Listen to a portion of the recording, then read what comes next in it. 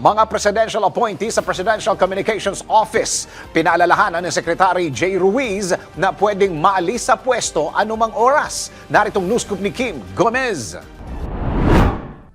Pinaalalahanan ni Presidential Communications Office Secretary Jay Ruiz ang lahat ng presidential appointee na maaari silang palitan sa pwesto anumang oras. Sinabi ng bagong kalihim na maging siya ay presidential appointee rin, kaya sakaling hindi magustuhan ang kanyang trabaho o performance ay maaari rin siyang tanggalin sa pwesto. Kailangan lamang anya talagang magtrabaho at kung makikita namang maayos sila sa paggampan sa kanilang tungkulin, walang dahilan para sila ay palitan. Kaugnay nito, marami nang nagpasa ng courtesy resignation, lalo yung mga dinala ni dating PCO Acting Secretary Cesar Chavez. Pag-aaralan anya nila ang performance ng mga ito at kung makikitang mayroon namang magandang nagawa ay hindi siya mangingiming panatilihin ito sa trabaho. At yan ang news scoop, Kim Gomez, nagbabalita ng tama, naglilingkod ng tama.